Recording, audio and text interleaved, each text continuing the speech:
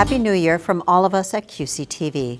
I'm Executive Director Karen George, here to send a heartfelt thank you to everyone who tuned in to QCTV in 2024. The talented staff here at QCTV enjoyed bringing you a year of fantastic programs, including live coverage of parades and sporting events, election coverage, and local stories showcased on The Post and Live and Local. For this week's episode of The Post, we've handpicked some of our favorite moments from this past year. We hope you enjoy this look back at the best of QCTV in 2024.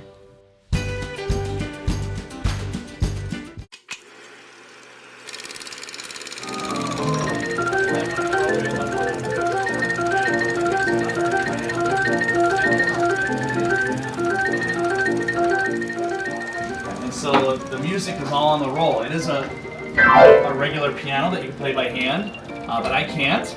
So I rely on the rolls. So you actually can't play piano? No. But I can sure fix them. Nate Otto is the owner of Rum River Restoration, specializing in restoring one of music and cinema's long-lost treasures, the player piano.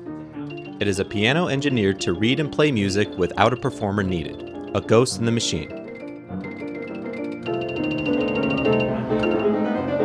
Photo players play on words. So photo from photo plays or screenplays, and player because it's also a player piano.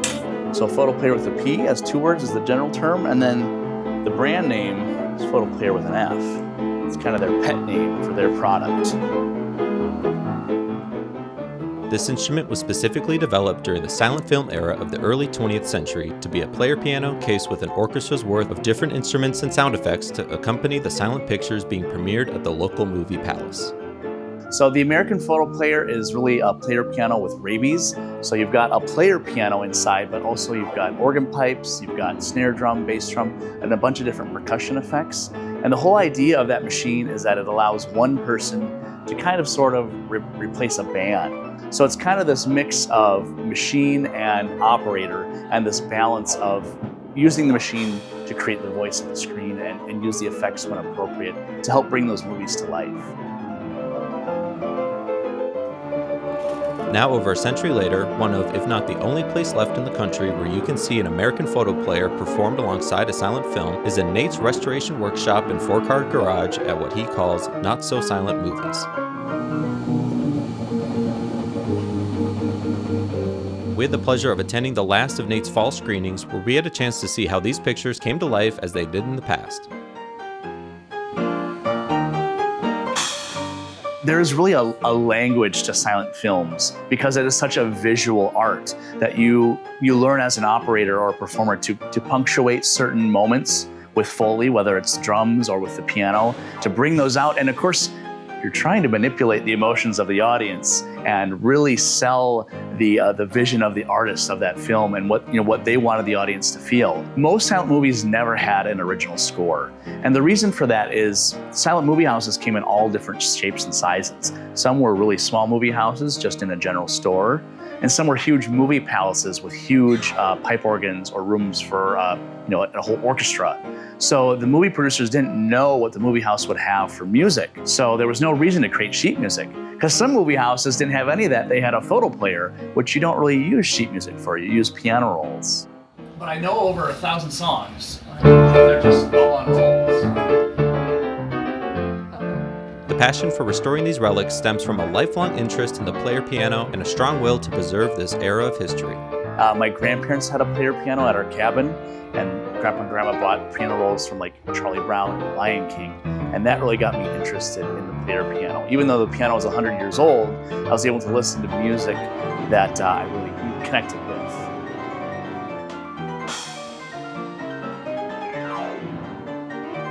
And that piano broke about 10 years ago. It gave up the ghost, it wouldn't work at all. So I thought, okay, I'm pretty hands-on. I want to learn how to fix this thing. I knew nothing about player pianos, but I got a how-to book. I got connected with a guy in Minneapolis who had a shop doing it full-time. I actually paid him tuition to teach me how to fix this player piano. And I spent about 250 hours doing more of a sympathetic restoration on it. We got it going, and after that I was hooked. Knowing the insides and outside of the piano was really, really exciting to me. I'm pretty sure I'm one of the only people in the state doing it. I'm certainly the only person in the state doing it full time as a means to an end. I don't know, I'm probably the youngest person out there doing it as a business, at least in the country. And it was through the business of Rum River Restoration that has led Nate on this journey through time of finding and repairing the last of these American photo players and sharing the experiences with the present-day audience here in Anoka. The American Photo Player Company who built this photo player, they created like 3,000 to 4,000 photo players, but there's less than 50 of those left. And of those 50, there's about 10 or 12 that are actually playable. And most of those are in private collections, and it's great that those are being kept and saved, but most of those aren't available to the public.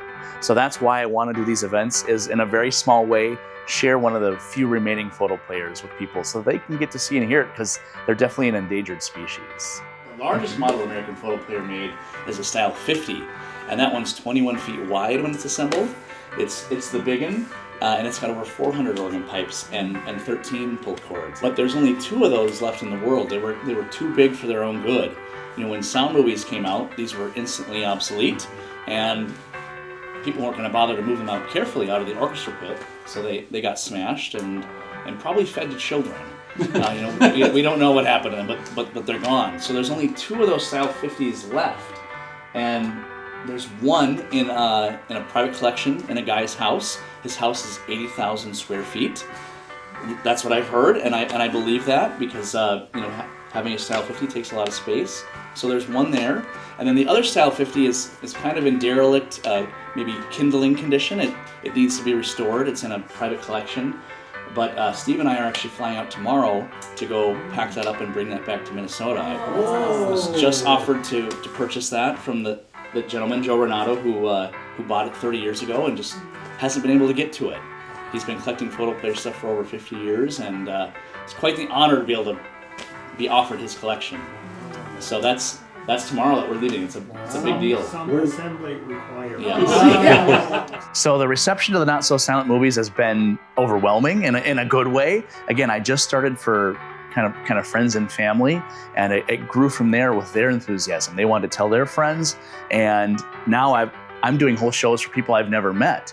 But what's really neat is I get to connect with people who have some interest from some corner. Some people who come are interested in just Buster Keaton. Some are interested in film theory and cinema in general. Some are interested in historic music. Some are interested in player pianos. So I've got a wide range of interests of people coming to these movies. Right now we have 10 chairs, room enough for 10 people. It's a very intimate setting. I would certainly like a space that, you know, has a little more breathing room for everybody.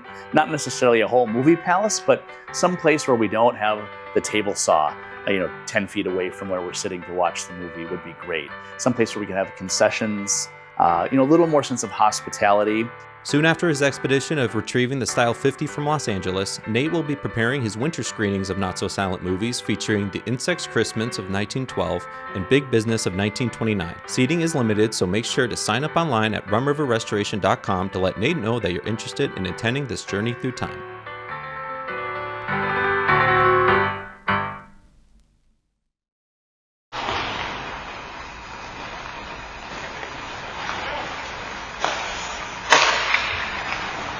I think everybody is lucky a couple times in their lives. I was lucky in '68 in Vietnam. On January 21st, I was lucky that these 3 were playing hockey with me. On March 4th, 2024, 3 men from the Anoka community received the Civilian Service Award for their life-saving efforts back in January when longtime hockey coach and player Tim Kelsey collapsed during their weekly pickup game at the Anoka Ice Arena.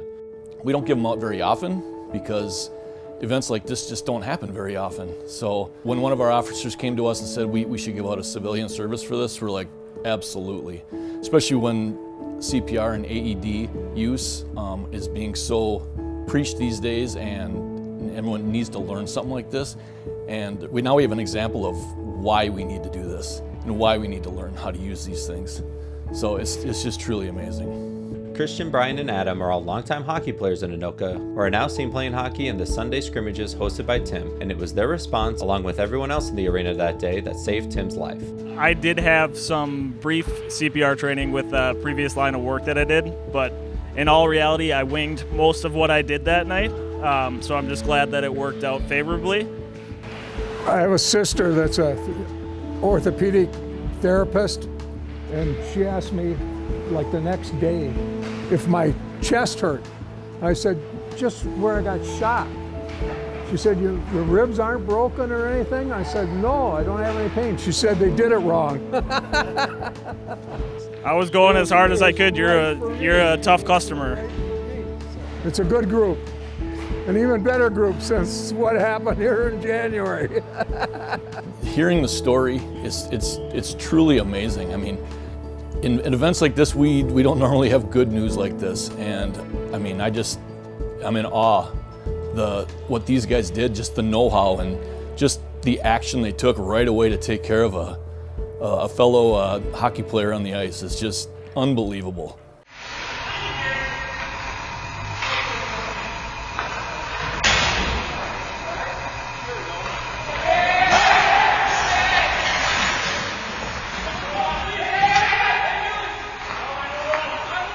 My first thought was to turn around and go get my phone as being an employee here at the Anoka Ice Arena to call 911, knowing the address and all that stuff. I was handed the AED machine and took that over to the bench, and S3 started taking care of Kelsey. And from everything that happened from when we started, or when Kelsey collapsed to the time first responders show up was 7 minutes.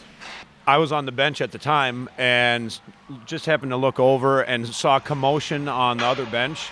We all immediately knew something wasn't right. So we all jumped our bench, got over to that side, and found Kelsey where he was on the floor. As a Phy Ed teacher, I've actually been trained and certified in CPR for about 15, 18 years. For me, it was a moment where instinct kind of took over, and that impulse to just get in there and help was part of that. The AED probably wasn't put on, actually the pad's not placed in place for it was at least a minute or two. Adam jumped in the bench right away after we got his mouth guard out and got him pulled out from under the bench and started chest compressions immediately for a good minute or so. And then I jumped in when he needed a rest, and I continued chest compressions. During that time, Christian and the other guys on the hour were helping however they could get a hold of 911, keep track of time, get the AED over to the bench, and just get it on him as quick as we could. I remember going to the bench, and that's the last thing I remember until I woke up at Mercy Hospital, probably an hour later. Between that, I remember nothing.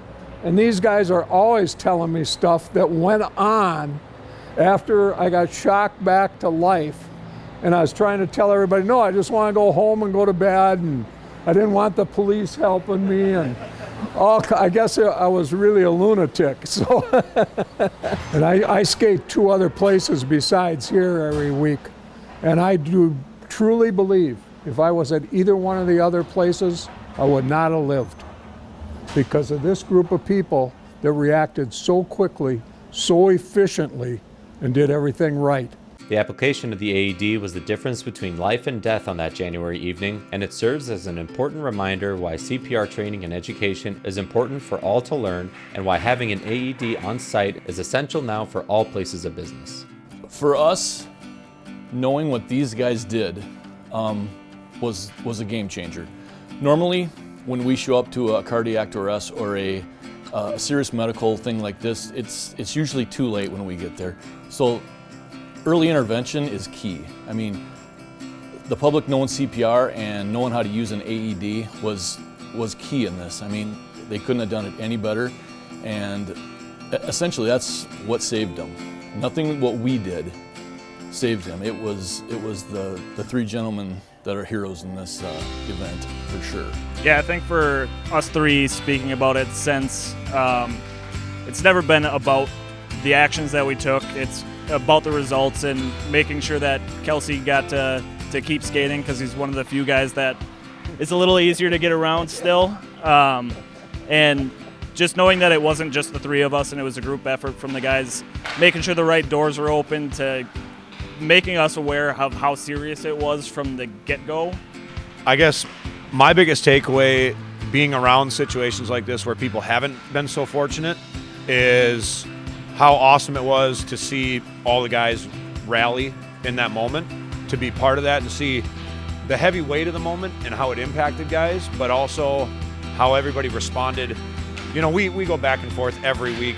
There's a lot of chat back and forth between the teams, but watching all the guys in that moment come together and really respond in the fashion and the quickness they did was remarkable, because it doesn't always pan out that way in these situations. And also just knowing how many pieces had to come in place, how many nights that I'm not here and Christian's not here and Pender's not here, and all the guys being here at the right time made all the difference. You know, we're us three are getting the spotlight here, but I truly believe that everyone on that ice also deserves spotlight. It goes from opening the doors to pointing which way. So when the first responder got here, he just had to follow pointing fingers to go where to go to get to the bench where Kelsey was laying to help us there, and that's going. I'm blessed that Kelsey's still with us today, and truly blessed. Can't wait to hopefully see you here this fall skating again, Kelsey. You bet. Sooner than that. The biggest thing I think that I can say for this to go on the TV is that everybody should go and get trained. You never know when this is going to happen. In my deepest thoughts, this was never an idea that this would ever happen to me. All the years I've been playing hockey and stuff and other sports and that kind of stuff, never once was this ever a consideration to have this happen to me. So people need to get out and get trained.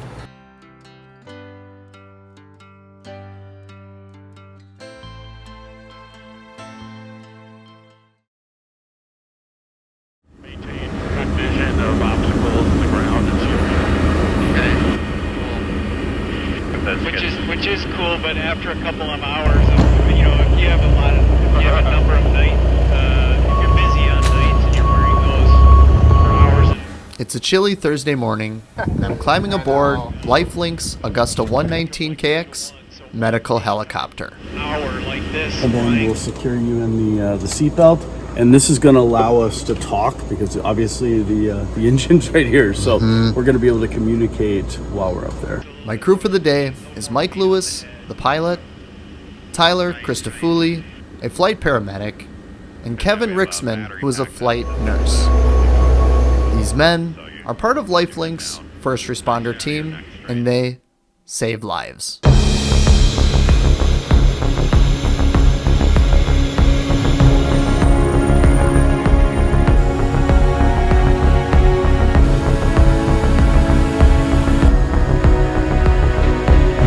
Aboard the aircraft, I chat with the flight crew over comms. They talk a lot about the stressors of flight when you first start flying, Corey, and it's like when you're in the back of an ambulance or in a hospital, it's pretty quiet, you know. But like here, we're all talking to each other through microphones. You got the engine right above your head right there, super loud. I learn about everything from flight procedures to the history of LifeLink, which became a nonprofit medical air transport in 1985.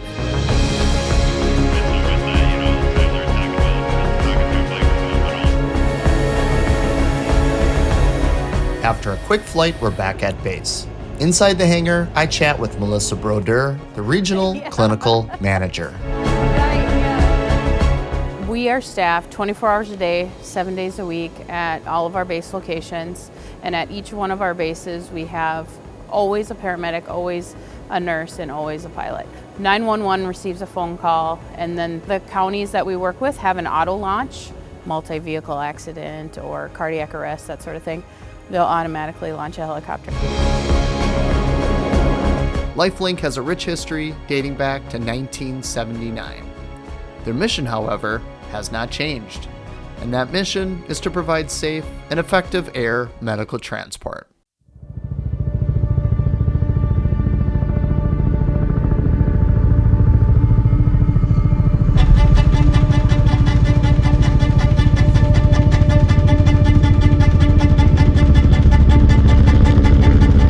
They're at the base, they're having their meals together, waiting for a call to come in, the tones drop, and then all three of them collectively work together to check weather and assess the risks involved, and then determine location where they would be going, that sort of thing. But they all are very collaborative in accepting those transports and then getting ready for them. And during the transport as well, while they're flying, either to a patient or with a patient on board, continuously talking about, air traffic that they may see, weather that they may be observing, flight patterns, distances, those sorts of things. So primarily we're taking care of the patient, but right second next to that is making sure that we're flying safely and taking care of ourselves. There's a plethora of different reasons why we transport patients. Some of them being because it's a scene response. So a scene would be landing on a highway or landing on a baseball field, or a wide open area where we can land safely and meet up with fire, police, EMS. Time is tissue. Most of the time it's trauma in orientation. The farther out state you get, we do run into some scene responses where it's cardiac, so heart attacks and strokes. To the general person, LifeLink is an ambulance, but in a helicopter or in a plane. We are an air medical provider. We have helicopters throughout Minnesota and Wisconsin, and then a fixed wing here located at our Anoka Airport Blaine location. When LifeLink's medical helicopter is not being deployed for an emergency, you may see them out attending family-focused community events.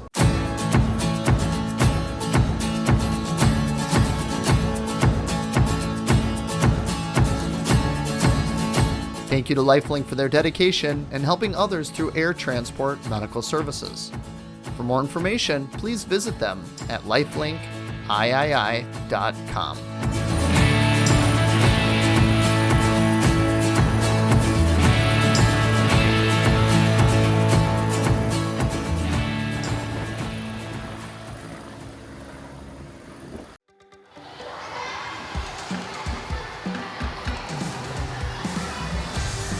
I started swimming when I was really young. I don't remember what age. And my dad, his whole family was a swimmer. We're all swimmers, so that's where I started it. And then my brother was a swimmer in high school, so that helped inspire me to do it. It's definitely different than other team sports I've done in the past. And I feel like I almost cheer for my teammates more than I would if I was on a softball team or something, because I know how hard they're fighting, because it's the same as when I'm swimming. I'm also fighting really hard, so it's it almost brings the team closer in a way. Me and all the other captains got to coach the team, and we got to do a meet on Saturday. So we got to judge diving, and we got to be the coaches for all the girls. I think that's probably going to be one of my top memories. We just had our Fargo meet last weekend, and that's one of the best meets. We have so much fun up there, just getting to drive up with all of each other. It's just a really good team bonding thing.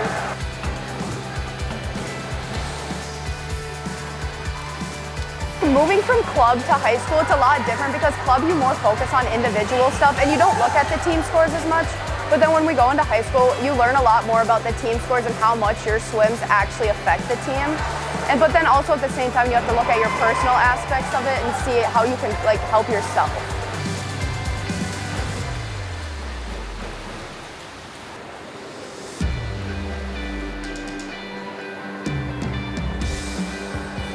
We've had a lot of team bonding. We go to people's houses, have dinners with each other. We go to Han's Bakery to get donuts after practice on Saturdays. Starbucks, we have fun.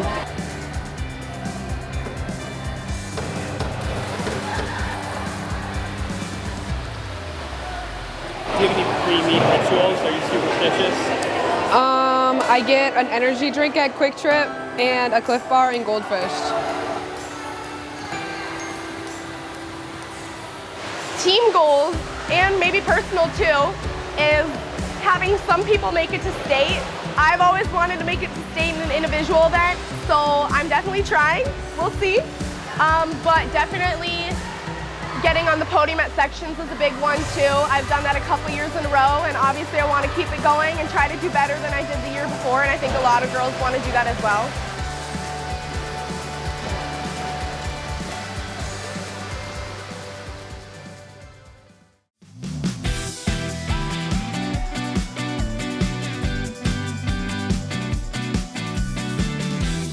every game that we play, we hopefully learn something from it. You know, offensively, we're being more patient, and defensively, I think we're getting ourselves in the right place. We're communicating well as a collective group, and you know, holding teams to, I think, under 3-point something goals against. So. Yeah, I mean, I like to let the girls set those goals and expectations, and then I try to help them achieve them to the best of my ability. You know, I think their goal is always to go to state and be one of the top teams in the state. We have some work to do still to get there this year. You know, we have a tough section that we're going to have to battle through on Section 5. But you know, I think this is a group that's determined and ready to work hard and do whatever it takes to get there. My personal goals were to, one, get the most points because I was really close to beating the school record, and then also really focus on getting a balance of assists and goals because that's really important, working together as a team.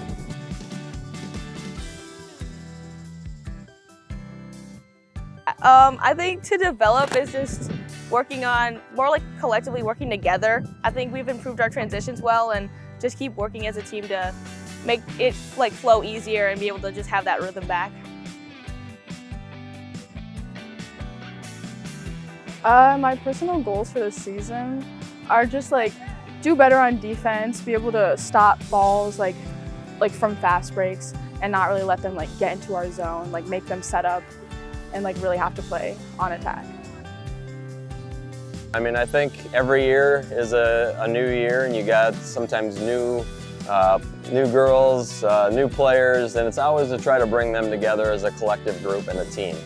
You know, there's going to be good days, there's going to be bad days, but you know, at the end of the day, when things don't go well, we need our teammates to pick us up, build us up, and that's always the challenge: is taking 20 girls, putting them on the field together and having them all work together and be friends and be teammates. So I mean, that's always a challenge, but they're buying into it, and they're awesome people. So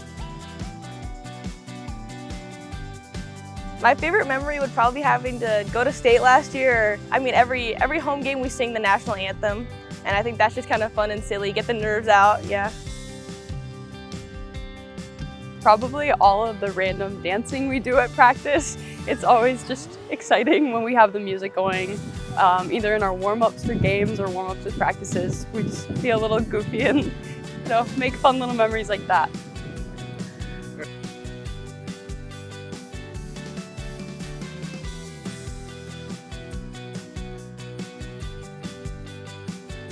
I'm excited to see how far we can go. I hope we can make it to state again.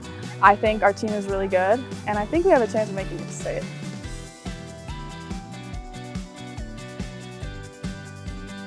Excited to just keep making memories with this team. We have a really great group of girls, and we've played together for a long time now. So we're just really close, and so I just am excited to keep building those bonds.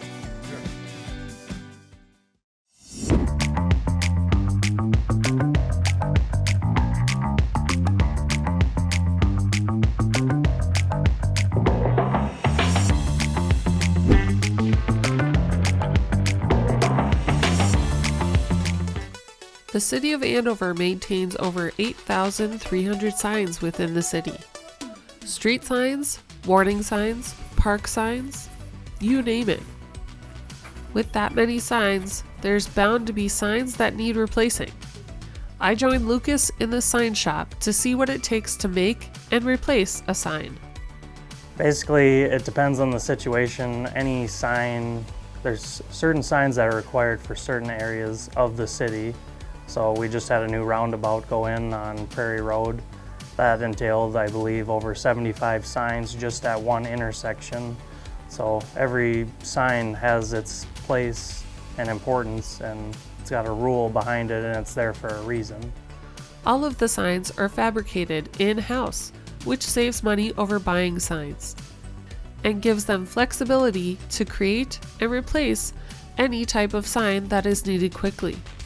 In the computer, we have all the saved files of all the Minnesota signs that are to be out in our streets. but we also have software where we can create our own signs. Like if you go to any of the parks, there's a huge park sign when you pull in saying which park it is and all that. So that's all made here. And there's not any signs we purchase outside. Everything starts from a blank and we just go from there. Lucas walked me through the process of making a sign. So the first step at making a sign is most signs are already saved in our system on the computer. So you just pull them up and then we have a large printer and they're all printed out. Then they're pressed and put on and then we install them in the field. It's kind of cool the way it cuts it. It just has a tiny little needle that drops down and makes the lines.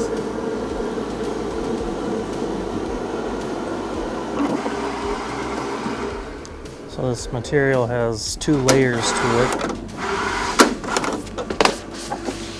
You'll see it when we have to call it's called weeding. We have to separate what actually goes on the sign to what we just end up having to throw away. So there's 2 layers of the material. You'll see that one side's the adhesive and the other side's kind of just a backer that's keeping all the adhesive to the material. Then we'll step over to this. This is our roller table. It's got air pressure that higher and lowers the drum here. It's all just air driven. This is our transfer tape. This is what will separate the vinyl from the backer that it's currently on. And this is how we'll then transfer it onto the real sign. And we just pull the stop sign through.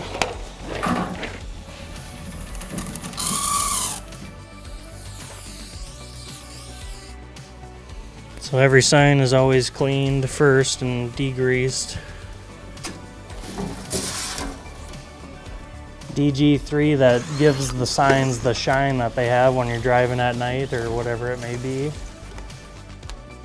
So you lower your drum down.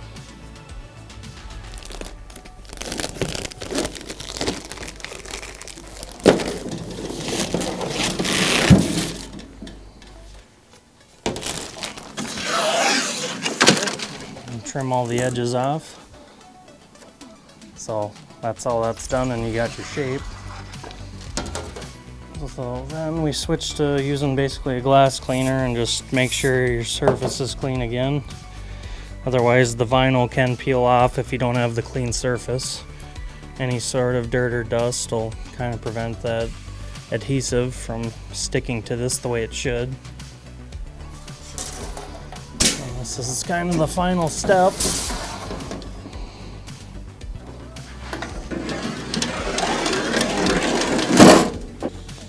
So every sign is essentially done in this same exact process.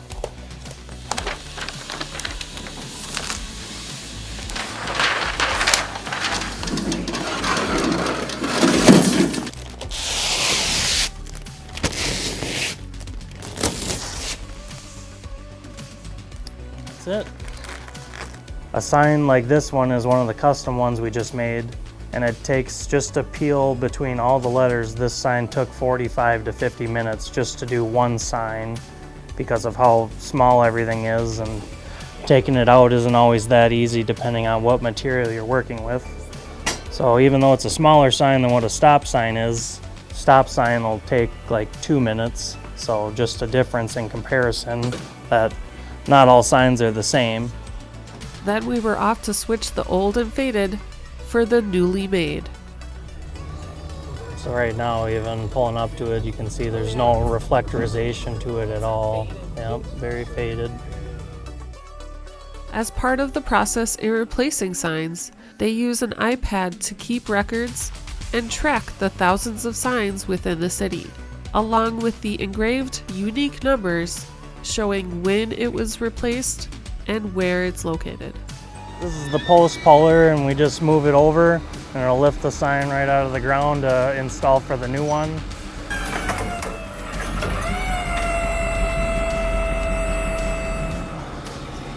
It's the new one we just made.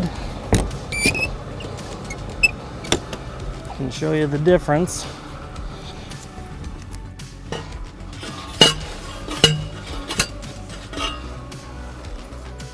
Yeah, I believe if there's a broken sign in the city or somehow it should be repaired in some way, there's a way to go on our website and report it, and then we'll get notification of that, and we'll be sure to come take a look and make things right as soon as we can. Especially if it's a warning sign of something. If it's a stop sign, we make it a priority to get out there and fix it. So make sure you stop, stay safe, and see those road signs.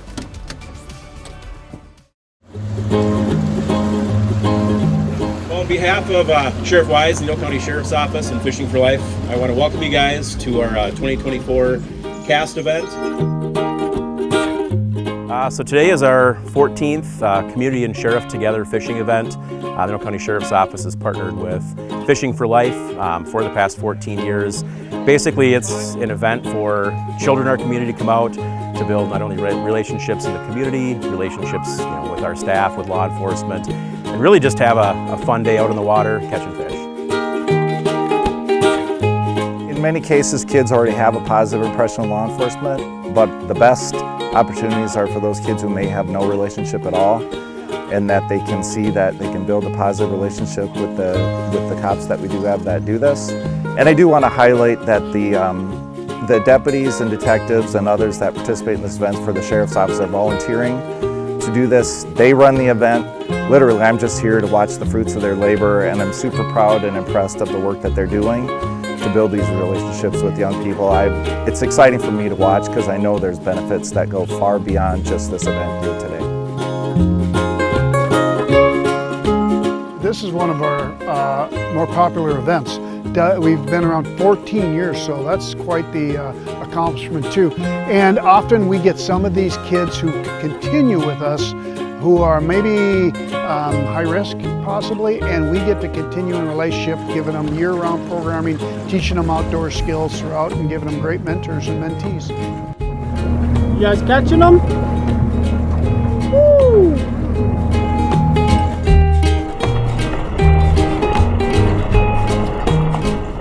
Correct. There's a lot of kids, even as many lakes as we have in Minnesota, there's just some parents that's not their hobby, boating or fishing or anything or hunting. And there's some kids whose families can't afford that type of a sport. So we're happy to provide that for them to make sure that they have that experience in their youth, whether it's fishing from a dock, fishing from a pier, fishing from the shore, or getting them out on a boat for the first time. It's really cool to see those smiles come across the kids' faces. Cotton candy. First off, kids, did you have fun today? I love to see the weigh-in where kids come in with that first fish and they're smiling. It might be a first northern pike or bass or anything like that. The guides have done a great job. They remember their guide's name. They are grateful and they get them on fish. We've always had positive feedback. I mean, the kids come in with smiles on their faces, great pictures of them catching fish. They love, we do at the end an awards ceremony, so they're all competing for that biggest fish. So it's always been smiles, both from the kids and the guides as well. From a human standpoint is that especially when you've been doing law enforcement for a while, you know that you're spending a lot of time with people, whether they're young or older, on negative type events. And that builds up within our staff too. And the reality is that having an event that's positive like this all the way around is good for their soul. Makes them better at their job, I think, and it's why we're going to continue to do this for as long as people have us doing it.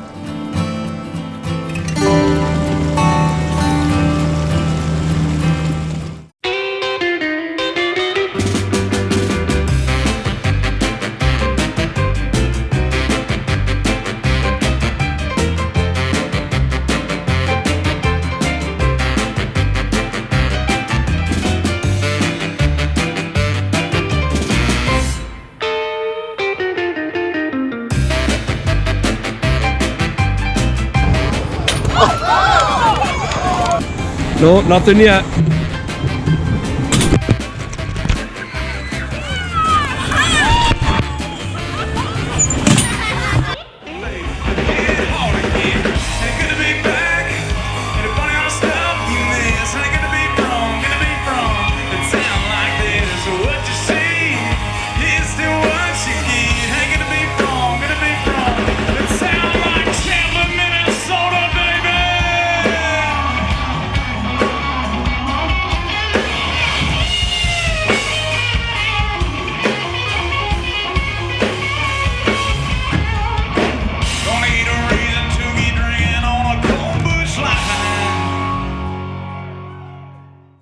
John, this is one of the reasons people come out to the parade route every year is to hear our local Champlin Park marching rebels.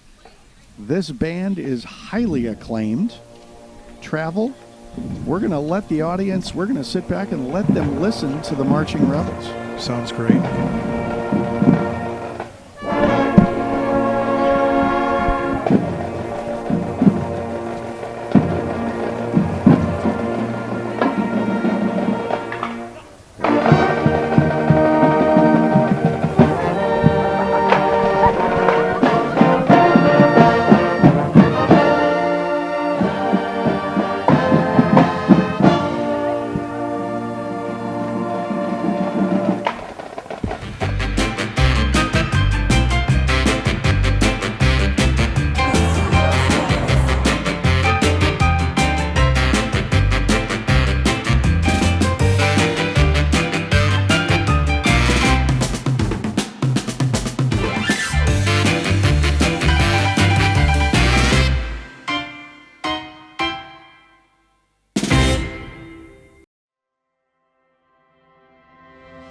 This is our launch party for Catan New Energies, which is our new standalone Catan board game. Catan Studio is located here in Rosebud. We are the publishing studio for Catan, so we publish all English language globally of Catan, and our distribution center for the U.S. is right up the road in Loyola. It is fantastic to be able to collaborate with Catan, one of the world's top-selling board games. And when we saw the announcement of their new game, Catan New Energies, we reached out for a conversation. And it turns out the global brand manager for Catan is a former co-op member. Not of Connexus, but of one of Minnesota's great cooperatives. And so the opportunity to engage and have this kind of conversation is just one we couldn't look away from. So the timing was perfect with regards to collaborating and publishing the game this summer, and they were up for it. And we embrace opportunities for other entities to spend their resources to help us talk about some of our projects. Catan New Energies is a brand new standalone game. If you're familiar with Catan, the original is set in Viking era island where people are building settlements and cities and building up their civilization. This game brings that island into the 21st century, where the players not only have to develop their civilization, but they also have to generate power and therefore have to build power plants to generate that power, and they also have to balance building their civilization with the pollution that it creates. We try to reach people wherever they're at. So whether they are phenomenally excited about board games, or whether they're into activity books or honey sticks, there's something that we have for people of all ages. If they just want affordable, reliable electric service, Connexus provides reliability in the top 1% of all utilities nationwide. But people take it for granted. And so how can we connect and educate people when we provide a service that is often taken for granted? And so educating and informing people with novel collaborations and creations is just something we do. The town formerly known as Dover, formerly known as Watertown, is celebrating 50 years of incorporation this year. I am, of course, talking about the city of Ramsey. Growing from a trading post in 1849 to a suburb of the largest metro area in the state, Ramsey, like most other towns in the area, has continued to thrive. In celebration of 50 years of incorporation, let's take a look back where everything started. In 1849, Thomas A. Holmes and James Beatty built the old log cabin trading post at Itasca Village. Blink and you miss it, this site is now a rest stop along Highway 10. At the time, Itasca was a stopping place along the Red River Ox Cart Trail between Pembina, North Dakota, and the steamboat landing in St. Paul. Speaking of steamboats, that's how many of the folks reached this area in the olden days, traveling upriver on a steamboat called the Governor Ramsey. The first township was organized in 1857. It wasn't until a year later in 1858 that the name of Ramsey was settled on, being named, of course, because of the steamboat that brought many to the area, which itself was named after the first territorial governor of Minnesota, Alexander Ramsey. And you might be saying, wait a minute, 1857 is a lot more than 50 years ago. Well, that's because Ramsey Township wasn't officially incorporated as a city until November 12, 1974. At the time, the population was about 8,000 people. Nowadays, it sits around 28,202.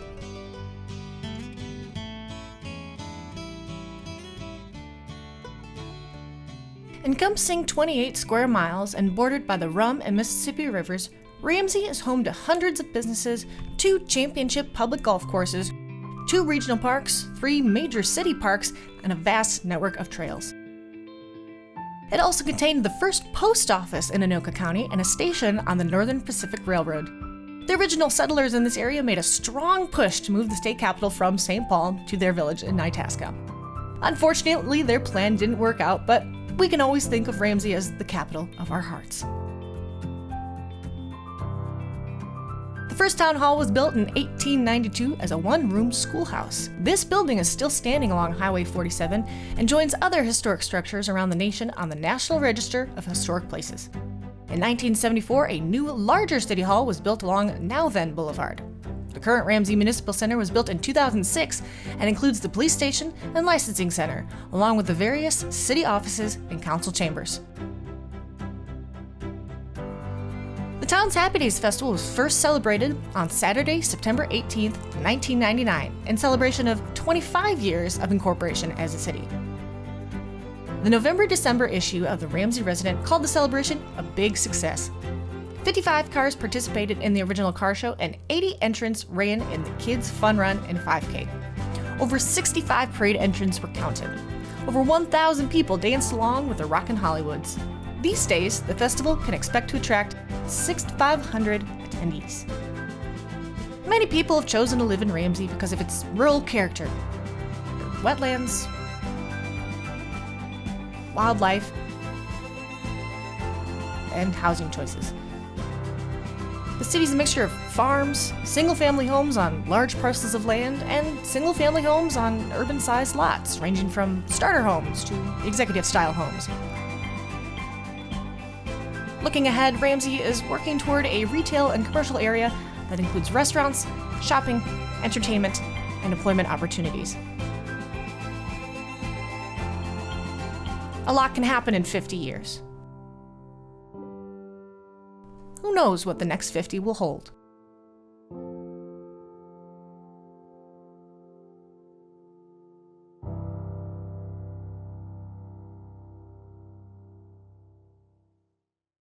It was a great year here at QCTV, and we have no plans of slowing down in 2025. As trends and technology evolve, QCTV is at the front lines to bring you relevant local programming with cutting-edge production standards. We can't wait to get started in 2025, and we hope that you'll join us for the ride. From everyone here at QCTV, thank you and Happy New Year.